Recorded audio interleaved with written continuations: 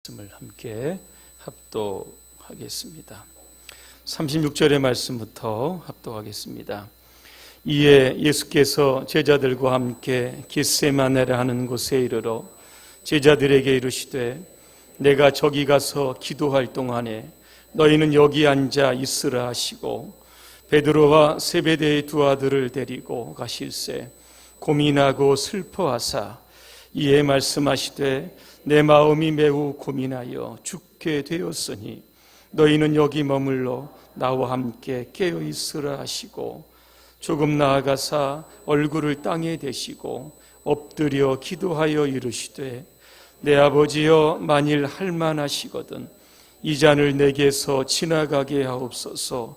그러나 나의 원대로 마시옵고 아버지의 원대로 하옵소서 하시고 제자들에게 오사 그 자는 것을 보시고 베드로에게 말씀하시되 너희가 나와 함께 1시간도 이렇게 깨어 있을 수 없더냐. 시험에 들지 않게 깨어 기도하라. 마음에는 원이로되 육신이 약하도다 하시고 다시 두 번째 나아가 기도하여 이르되 내 아버지여 만일 내가 마시지 않고는 이 잔이 내게서 지나갈 수 없거든 아버지의 원대로 되기를 원하나이다 하시고 다시 오사 보신즉 그들이 자니 이는 그들의 눈이 피곤함일러라. 또 그들을 두시고 나아가 세 번째 같은 말씀으로 기도하신 후 이에 제자들에게 오사 이르시되 이제는 자고 쉬라. 보라 때가 가까이 왔으니 인자가 죄인의 손에 팔리느니라. 일어나라 함께 가자. 보라 나를 파는 자가 가까이 왔느니라.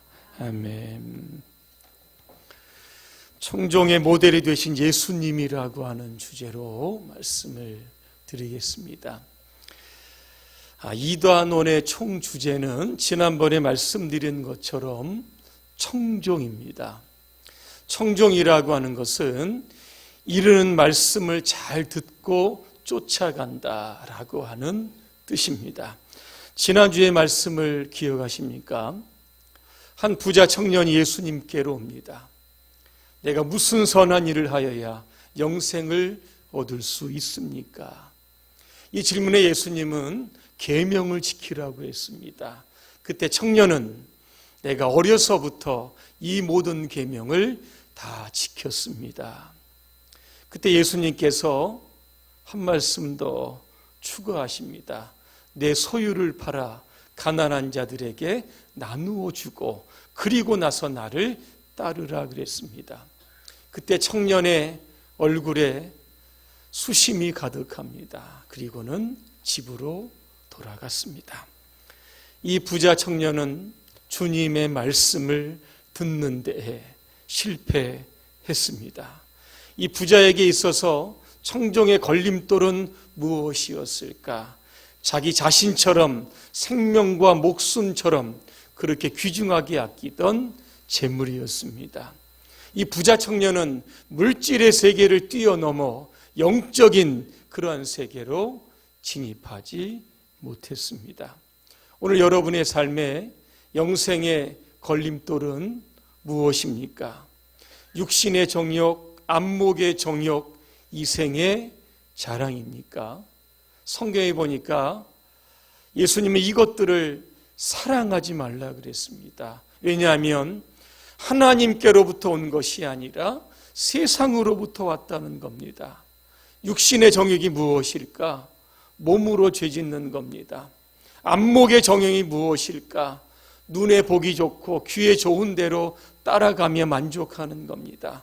이생의 자랑이라고 하는 것은 돈이나 권력, 이 물질로 인하여 만족하며 살아가는 겁니다.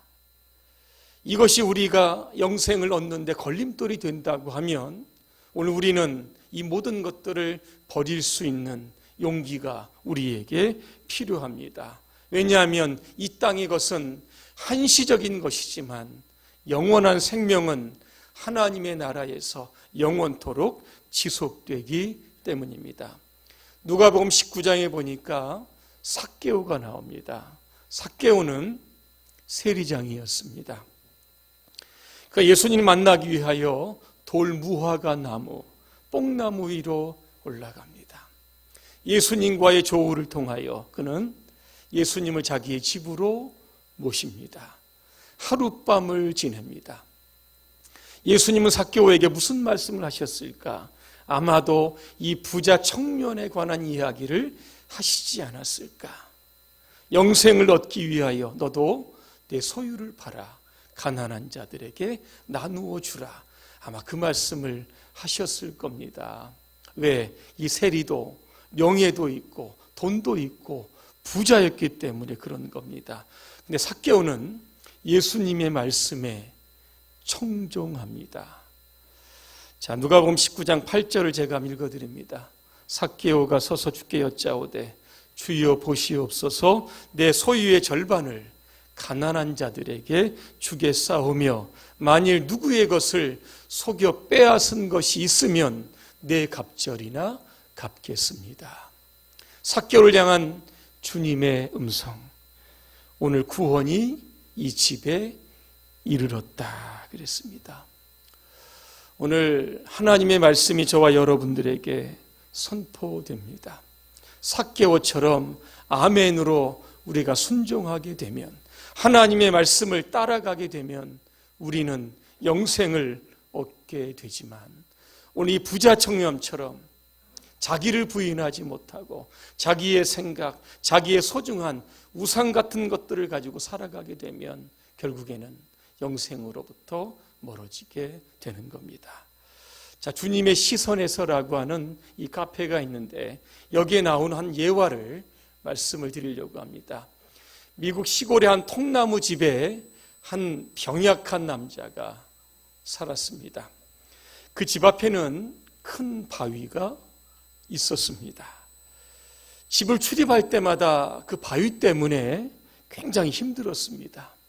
어느 날 하나님이 꿈에 나타나셔서 이 병약한 남자에게 이렇게 말씀합니다. 사랑하는 아들아, 집 앞에 바위를 매일 아침 밀어라 그랬습니다. 자, 희망을 가지고 이 병약한 남자가 바위를 밀기를 시작합니다. 그렇게 8개월이 지납니다.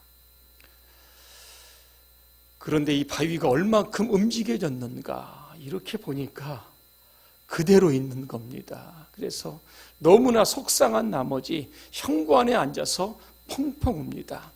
그때 하나님이 또 찾아오십니다. 왜 우는데? 다 하나님 때문입니다.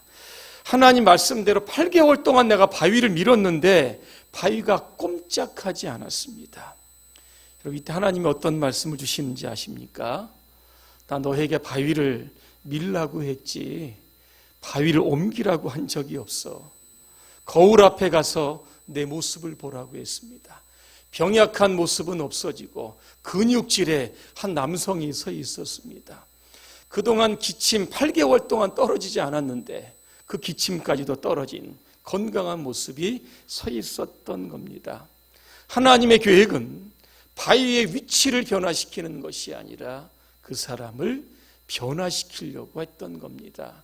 저는 이 예화를 보면서 이런 교훈을 얻게 됩니다. 우리가 하나님의 말씀에 순종하면 내 뜻이 이루어지는 것이 아니라 하나님의 뜻이 이루어진다라고 하는 사실입니다. 오늘 본문에 보니까 겟세마네 동산에서 예수님이 기도하십니다. 겟세마네라고 하는 것은 기름을 짜는 이 도구라고 하는 뜻이 있습니다. 아마도 이 겟세마네 동산은 올리브 나무가 많았던 것 같습니다. 그래서 그곳에서 예전부터 그 올리브를 좀 짰던 것 같습니다. 예수님은 십자가에서 죽으시기 전날 밤을 새워 이 동산에서 기도하십니다. 어떤 기도일까? 오늘 39절에 보니까 이 잔을 내게서 지나가게 하옵소서. 이 잔이라고 하는 것은 십자가의 죽음입니다. 십자가 형틀에 매달려 있는 그런 자신의 모습을 생각해 보니까 이게 엄청 고통스럽고 아픈 겁니다. 그래서 3번씩 동일한 말씀으로 기도하는데 이 잔을 지나가게 해달라고, 이 잔을 마시지 않게 해달라고 기도합니다. 우리도 우리 인생을 살다 보면 이런저런 고민거리들이 있습니다. 고민이 생기는 것은 두 가지 마음 때문입니다. 하고 싶은 것과 해야만 하는 것, 이 두 사이에서 우리는 고민합니다. 가고 싶은 길과 가야만 하는 길, 이 두 사이에서 고민합니다. 우리가 잘 아는 바울도 이런 고민을 합니다. 로마서 7장에 보니까 내 속마음은 하나님의 법을 따라가고 싶은데 실상 내 육체는 죄의 법을 따라가고 있는 자신을 보면서 누가 이 사망의 몸에서 나를 건져낼 것인가? 나는 참 비참한 사람이다. 스스로를 향해서 그렇게 자책하고 있었습니다.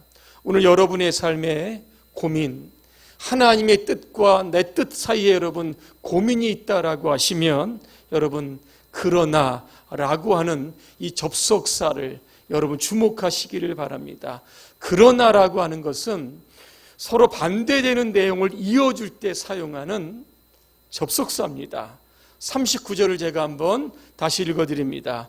내 아버지여 만일 할만하시거든 이 잔을 내게서 지나가게 하옵소서. 그러나 나의 원대로 마시옵고 아버지의 원대로 하옵소서 그랬습니다.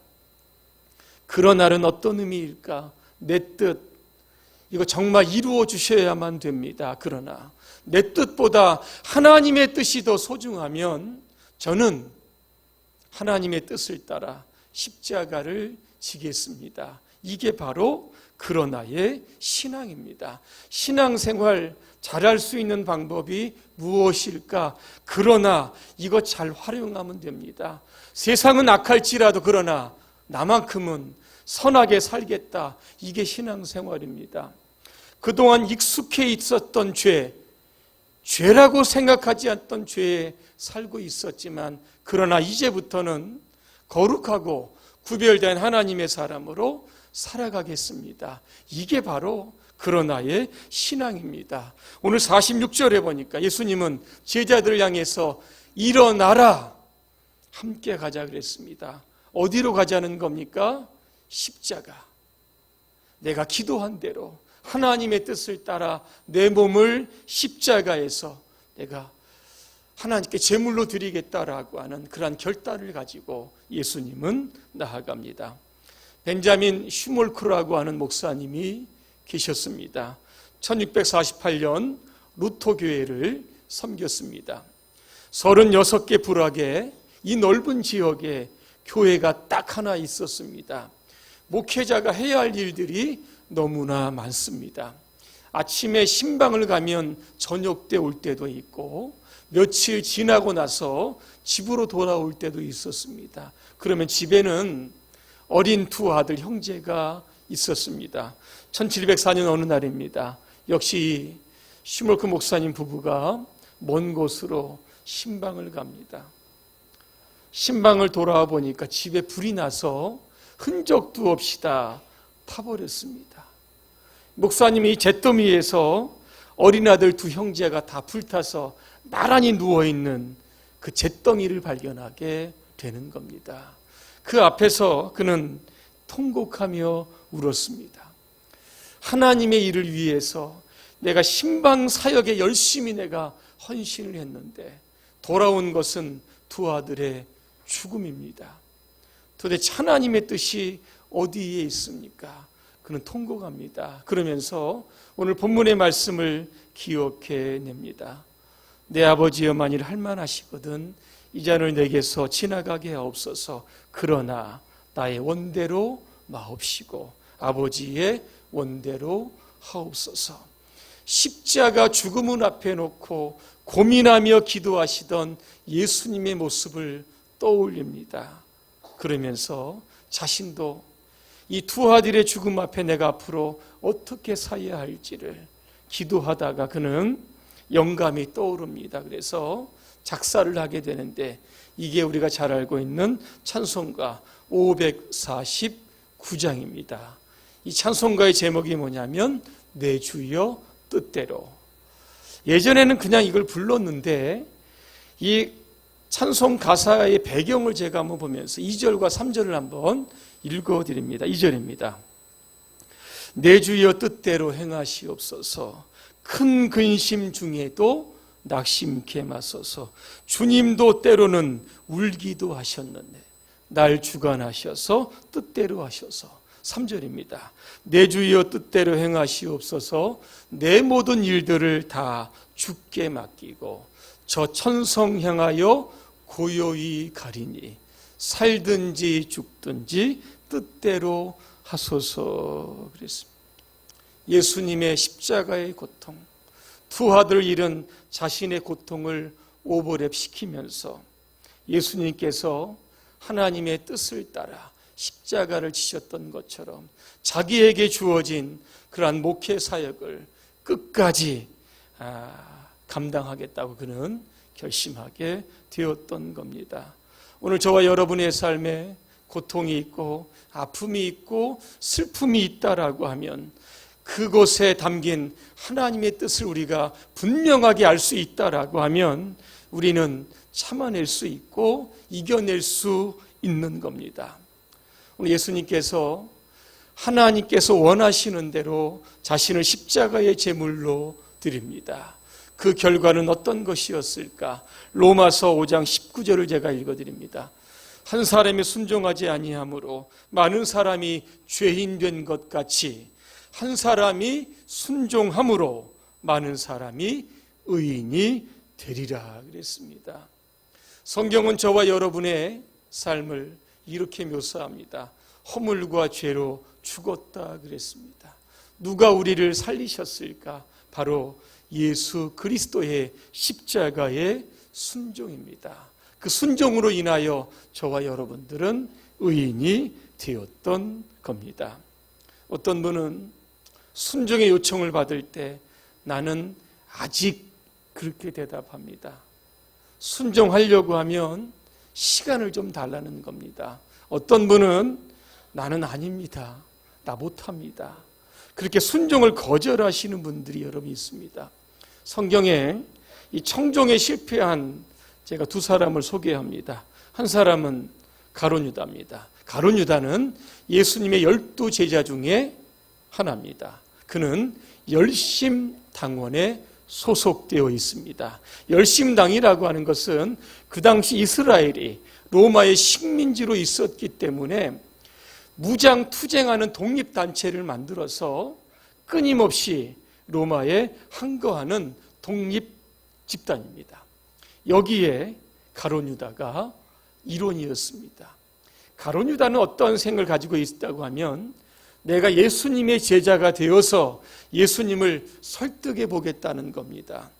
예수님의 기적과 능력으로 로마를 하루아침에 멸망시켜 달라고 그런 의도를 가지고 그는 예수님의 제자가 되었던 겁니다. 그런데 예수님은 십자가의 죽음을 이야기하고 원수를 사랑하라 그렇게 이야기하고 비폭력을 통한 평화를 이루기를 원하시는 말씀을 끊임없이 하시는 겁니다. 그때 가룟 유다는 그런 예수님이 싫었던 겁니다. 그래서 은 30에 예수를 팔았습니다. 돌아보니까 양심의 가책이 되어 여러분 그는 돌아가 자살했습니다. 또 하나는 여러분 이스라엘의 초대 왕이었던 사울입니다. 사무엘상 15장에 보니까 사무엘과 사울이 대화를 하는 장면입니다. 사무엘이 사울을 향해 이렇게 이야기합니다. 왜 하나님께서 아말렉 사람들을 진멸하고 그들 가운데 있는 모든 짐승을 진멸하라고 했는데 왜 사람을 살려두고 양과 소를 살려두었습니까? 이렇게 이야기를 합니다. 그랬더니 여러분 사울이 뭐라고 하는지 아십니까? 사무엘상 15장 20절과 21절 읽어드립니다. 나는 실로 여호와의 목소리를 청종하여 여호와께서 보내신 길로 가서 아말렉 왕 아각을 끌어왔고 아말렉 사람들을 진멸하였으나 21절입니다. 다만 백성이 그 마땅히 멸할 것 중에서 가장 좋은 것으로 길갈에서 당신의 하나님 여호와께 제사하려고 양과 소를 끌고 왔나이다 그랬습니다. 저는 오늘 20절과 21절을 통하여 사울이 불순종할 수밖에 없었던 하나의 단어를 찾아냈습니다. 그 단어가 21절에 나오는 다만이라고 하는 겁니다. 여러분, 이 다만이라고 하는 이 단어를 여러분 조심해야 합니다. 왜냐하면 이 다만 속에 여러분 자기의 뜻이 은근히 들어옵니다. 하나님의 뜻을 왜곡을 시킬 수 있기 때문에 다만이라고 하는 핑계, 구실, 변명 이런 것들을 여러분 첨가하지 말아야 되는 겁니다. 하나님의 말씀을 청종하지 않았던 사울, 성경에 보니까요, 왕이 하나님의 말씀을 버렸기 때문에 하나님도 당신을 버렸다. 그렇게 이야기를 합니다.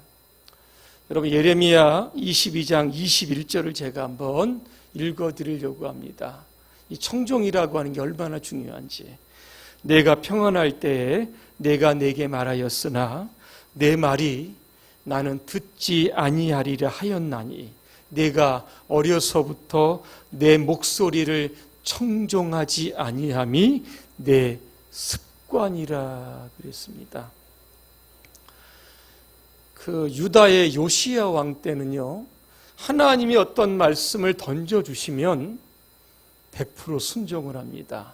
순종하면 결과적으로 따라온 게 뭐냐면 형통이라고 하는 단어가 따라옵니다. 그런데 이 말씀을 누구에게 주셨냐면 요시야 왕의 아들 여호야김입니다. 하나님의 말씀을 청종하라. 그렇지 않으면 이 집이, 이 나라가 황폐하게 되리라. 경고를 주시는데 듣지 않는 겁니다. 한 나라가 멸망합니다. 한 왕이 비극적인 결말을 맺습니다. 원인을 추적해 보니까 이게 하나님의 말씀을 듣지 않았던, 그 청종하지 못했던 습관에 여기서부터 시작된 것을 우리가 보게 됩니다. 저는 오늘 말씀을 보면서 어떻게 하면 우리가 하나님 앞에 청종하는 삶을 살 수 있을까? 한 가지 권면을 드리려고 합니다. 그게 뭐냐면 서로가 서로에게 순종을 독려하고 청종을 독려하는 친구가 되어주시기를 바랍니다. 여러분, 예수님 겟세마네 올라가실 때 혼자 가지 않았습니다. 베드로, 야고보, 요한과 함께 올라가십니다. 이유는 한 가지입니다. 고민하여 죽게 되었는데 이 마음을 제자들과 나누고 싶었고 하나님께 함께 기도하고 싶었던 겁니다. 그런데 이 제자들은 잠을 잡니다. 1시간도 기도하지 못하느냐, 책망받았던 겁니다. 폴 트루니에 스위스의 내과 의사면서 정신의학자입니다. 그가 이런 이야기를 합니다. 만약 배우자와 마음이 통할 수 있는 부부의 애정이 살아있다면, 그리고 동성 가운데 내가 무슨 말을 해도 나를 비판하지 않고 내 이야기를 경청할 수 있는 친구가 몇이라도 있다면, 인생에 아무리 무서운 폭풍우가 밀려온다고 해도 우리는 그 폭풍우를 뚫고 지나갈 수 있습니다. 그렇게 이야기를 합니다.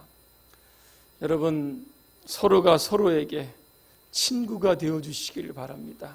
어떤 이야기를 해도 공감할 수 있는, 여러분의 마음속에만 담고 있는 그러한 친구가 되어주시길 바라고, 내가 고민 있는데 나를 좀 위해서 기도해줘, 이렇게 전화라도 오면 그 자리에서 엎드려 밤을 새워서 기도할 수 있는 그러한 기도 친구가 되어주시기를 바랍니다. 결론입니다. 하나님과 내 뜻 사이에서 고민할 때, 그러나 여러분 반드시 기억하시기를 바랍니다. 우리가 순종할 때 다만이라고 하는 이 단서 조항 여러분 빼버리시고 온전히 순종하시기를 바랍니다.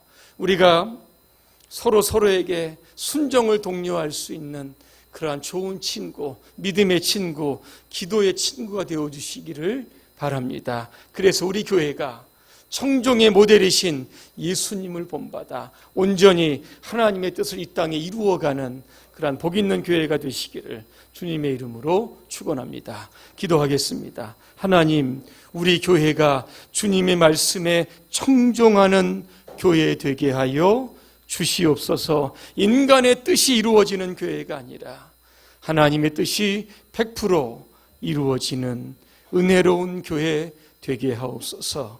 예수님의 이름으로 기도합니다. 아멘.